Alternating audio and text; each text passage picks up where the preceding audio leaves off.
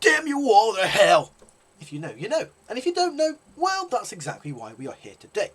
Planet of the Apes is one of the most fascinating franchises in cinema history. Not because it's been consistently brilliant, but because it's been reinvented more times than almost any other IP in Hollywood. And each time it arrives in a completely different form, for a completely different generation, saying something slightly different about what it means to be human. Let's see, shall we? We've got the Charlton Heston original from 1968. We have the 4 sequels that followed through the early 70s. We've got the Tim Burton's deeply controversial 2001 remake. And we've got the modern Caesar trilogy of Rise, Dawn and War, which gives us one of the greatest motion capture performances in the history of film. There is also Kingdom of the Planet of the Apes, but that doesn't have Caesar in, so it's not relevant for today's argument. Today we're going through all of them. What works, what doesn't, and which version deserves to sit on the top of the pile. I've got a strong opinion about this one, but before I get into my opinion, we're going to make the case for all of them and then you'll have my verdict. Welcome to Popcorn Programming, and let's go! Get your hands off me, you damn dirty ape! Pop pop! So we'll begin with the original from 1968, Planet of the Apes. We'll start with the case for it. The beginning. The 1968 original, directed by Franklin J. Schaffner and starring Charlton Heston, is a legitimate masterpiece. I do not use that word lightly. What makes it remarkable is that it works on about 4 different levels simultaneously. On the surface, it is a gripping sci-fi survival story. An astronaut crash lands on a strange planet, gets captured and tries to escape. That alone is compelling enough, but underneath it's a blistering piece of social satire about race, about evolution, about the arrogance of humanity, about the nuclear paranoia of the 1960s. This film came out 1 year before the moon landing, during the civil rights movement and as Vietnam was beginning to really heat up. It didn't happen in a vacuum. Every scene where the apes treat the humans as mindless animals carries a weight that the filmmakers absolutely intended. The production design is extraordinary for its budget. Those ape masks and costumes created by John Chambers won an honorary Oscar, and they genuinely still hold up. The performances are strong as well. Heston is perfectly cast as a man whose arrogance is slowly dismantled, and Roddy McDowall as Cornelius and Kim Hunt as Zera bring genuine warmth and intelligence to characters you could easily have reduced to costume pieces. And then there's the ending. One of the greatest endings in cinema history. The Statue of Liberty, half buried in sand, Heston on his knees in the surf. You maniacs, you blew it up! It's earned, it's devastating, and it recontextualises everything you just watched in about 10 seconds. And 56 years later, it still hits. But the case against it, as it does show its age in some places. The pacing by modern standards is quite slow, particularly in the first act. Some of the dialogue is quite clunky in that very specific late 60s sci-fi kind of way, where characters tend to explain things to each other that they would already know purely for the benefit of the audience. Heston's performance, whilst iconic, is also quite one-note. He's essentially angry and sweaty for 2 hours, which works for the story but doesn't leave you with a huge amount of nuance to chew on. And the Ape Society, whilst visually very impressive, is a little thin in its world building. You get the broad strokes but not much of the depth beneath them. These are some minor criticisms of a film that genuinely changed what sci-fi could do on a screen, but they are worth naming. So, now we've looked at the original, let's look at the original sequels. Beneath, Escape, Conquest and The Battle from 1970 to 1973. The case for these ones. The 4 sequels that followed through the early 70s are fascinating as a body of work, even if none of them individually match the original. What's interesting is how politically radical they become as the series progresses. Conquest of the Planet of the Apes from 1972, in which Caesar, Cornelius and Zera's son, leads a violent ape uprising against his human oppressors, is genuinely quite bold filmmaking. It's an allegory for the civil rights movement and colonial resistance that pulls very few punches. For a full sequel made on a shrinking budget, it has absolutely no right to be as angry and alive as it feels. Escape from the Planet of the Apes is also quite underrated. Essentially a fish out of water comedy in the first half as Cornelius and Zera arrive in 1970s America before pivoting into something unexpectedly dark and sad. The franchise's willingness to kill its most beloved characters, to let tragedy land rather than paper over it, gives these films a weight you don't really expect from studio sequels. Roddy McDowall is the MVP across all of them. Whether he's playing Cornelius or Caesar, he brings a dignity and a genuine emotional intelligence to the character that elevates every film he's in. And now for the case against them. These are films that were made under severe financial constraints, and it does show. The budget shrank with each entry, the makeup got less and less convincing, the sets got smaller, and the storytelling became increasingly rushed. Beneath the Planet of the Apes is essentially the same story as the original, but less good, ending with the actual destruction of Earth in what feels like a bold creative choice, and more like... It should feel like a bold creative choice, but it just ends up feeling more like the filmmakers trying to ensure that nobody could make a sequel, a plan that obviously failed immediately. Battle for the Planet of the Apes, though, is just frankly a bit of a mess. The series ran out of road, and by the time you get to the mutant humans worshipping a nuclear bomb in an underground city, you're in diminishing returns territory. The sequels are worth watching as a curiosity, as political artefacts of their era, and for McDowell's performances mostly. As a cohesive body of work, though, they are patchy at best. This brings us on to the remake from 2001, Planet of the Apes, and the case for it. Tim Burton's 2001 remake. Let me say this first. It's not as bad as its reputation suggests. And I know some of you are already typing in the comments, but please let me explain first. Visually, it is stunning. Rick Baker's makeup and creature work is genuinely some of the best in Hollywood history. The ape characters are expressive, detailed, layered. Technically, you could argue this is the best the apes have ever looked in a live-action film without digital effects. Helena Bonham Carter as Ari is genuinely good. Obviously, she's going to be in a Tim Burton film. It wouldn't be a Tim Burton film without her. But she is sympathetic, she's funny, and she brings a real physicality to the role. Tim Roth as Thade is legitimately frightening.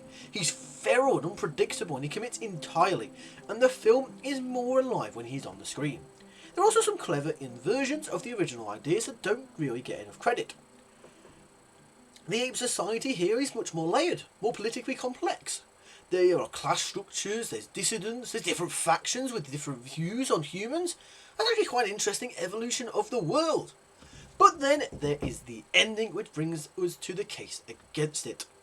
Look, we have to talk about the ending. Mark Wahlberg goes back in time and lands on what he thinks is Earth, and it turns out it's a planet where the apes won. There's a statue of General Thade where Lincoln should be. Spoilers, by the way, for the ending. It's quite an old film, I'm sure you've seen it by now. And it doesn't really make any sense, though, the ending. Not in an, ooh, it's ambiguous way, it just does not make sense. Simply does not make sense. The internal logic of the time travel in the film doesn't really support the ending it's trying to deliver either. They wanted the Statue of Liberty moment and they couldn't really earn it, so they just did it anyway and hoped nobody would think too hard about it. Beyond the ending though, but we could honestly talk about that for another 10 minutes, but beyond that, Mark Wahlberg is completely wrong for this film. He's a fine actor in the right role. You know, The Fighter he's really good in, The Departed he plays really well, and he's quite good when paired alongside Will Ferrell in comedy films. But in this one he doesn't have that kind of grandiosity or the self-destructive ego that would make a character like Leo Davidson interesting. He just looks mildly confused for 2 hours. The human characters are all largely forgettable as well, and the film keeps cutting back to them when it should be spending more time in the far more interesting ape world that it created. Tim Burton is a filmmaker of extraordinary visual imagination but very inconsistent storytelling. This film is the purest expression of that contradiction. Beautiful to look at, but frustrating to watch with human eyes. And that brings us on to the modern trilogy of Rise, Dawn and War, and the case for them, and we're going to be here for a while because this trilogy rules. This is the reason we are really here. Let me just say this very plainly. Dawn of the Planet of the Apes is one of the best sci-fi films of the 21st century, and if possible, War actually pips it. The whole trilogy as a whole though, of Rise, Dawn and War, is one of the greatest achievements this franchise has ever produced. And I think in 20 years it will be talked about the same way we talk about the original trilogy of Star Wars or the original Toy Story trilogy, as a near perfect piece of long-term blockbuster storytelling. And here is why. Andy Serkis as Caesar in one of the greatest acting performances of his generation, and I will die on that hill. Through motion capture technology across the 3 films, he builds a character of extraordinary depth and moral complexity. You watch Caesar as an infant learning what humanity is. You watch him become a leader. You watch him wrestle with the difference between justice and revenge. You watch him love his family, lose people, make terrible decisions, and reckon with the consequences of those decisions. That's a complete human arc, except it happens to an ape. and it's done without a single line of dialogue for stretches of the first film. The fact that Serkis was not nominated for an Oscar for Dawn of the Planet of the Apes, though, specifically for the scene where Caesar whispers, "Apes, together, stronger," and you feel the weight of an entire civilization on his shoulders, is one of the great injustices in recent Academy Awards history. But it's not just Serkis. The trilogy's greatest achievement is its moral sophistication. There are no real villains in Rise and Dawn, just people and apes making understandable decisions under impossible circumstances that lead to catastrophic outcomes. Cobra, the scared bonobo in Dawn, who pushes the apes towards war, is a villain you can completely understand. His hatred of humans comes from being tortured in a laboratory. His anger is very justified, even as his actions are horrific. That's genuinely really good writing. As a level of nuance that blockbusters almost never really attempt, or they attempt and never really pull off. Dawn in particular, though, is a war film about how conflict starts. Not because anyone is purely evil, but because trauma, fear and misunderstanding compound into something absolutely unstoppable. It's essentially It's All Quiet on the Western Front, but with apes. I mean that as the highest possible compliment as well. War for the Planet of the Apes, though, again shifts the tone into something closer to a dark western or a prisoner of war film, and it absolutely sticks the landing for Caesar's character. His final moments, dying quietly as his people reach the promised land, having seen them safe but not able to quite cross it into himself, is one of the most genuinely moving endings to a blockbuster franchise in recent memory. And I'm not going to pretend that it didn't hit me right in the feels. The visual effects across all three films are also simply extraordinary. These apes are photoreal, emotionally expressive and physically convincing in ways that shouldn't be possible. Matt Reeves' direction on Dawn and a War is genuinely masterful. The battle sequences, the quiet character moments, the cinematography. This is a serious film just being dressed up as another summer blockbuster. But sadly nothing is quite perfect, so we do have to make a case against it. And to be fair to this section, Rise of the Planet of the Apes, which is the first in the trilogy, is the weakest of the three by quite some distance. The human storyline involving James Franco and Frida Pinto is pretty thin, and the plot to get Caesar from a house in San Francisco to a full-scale ape revolution is a bit rushed. The film is essentially just a delivery vehicle to get us to the moment where Caesar speaks no, and everything around that is fairly serviceable rather than great. And as much as I love War for the Planet of the Apes, whilst it is very emotionally powerful, it can come across as a little slow in its middle section, and some of the supporting human characters, in particular Woody Harrelson's Colonel, edge towards caricature in a way that the franchise usually avoids. He's doing basically Apocalypse Now, and the film around him isn't quite at that level, but these are some small complaints, as the trilogy as a whole is far greater than the sum of its occasional weaknesses. So, which version of the Planet of the Apes is the best? You've got the 1968 original, which is a genuine masterpiece of American cinema, and nothing will change that. Its ending is still one of the most powerful images ever committed to film, and its social satire is genuinely very radical for its time. It absolutely belongs in any conversation about the greatest sci-fi films ever made. But for me, the modern Caesar trilogy is the best version of this franchise. It takes everything the original did well, the social commentary, the moral complexity, the big emotional swings, and does it with a depth of character and a sophistication of storytelling that the original, brilliant as it is, couldn't quite manage. Caesar is a far richer and more complete character than Taylor. The world is more fully realised. The themes are much more layered, and at the centre of it all is an actor doing something with digital performance that we genuinely hadn't seen before and may not see again. If someone came to me and said I would like to watch the Planet of the Apes films for the first time, where do you think I should start?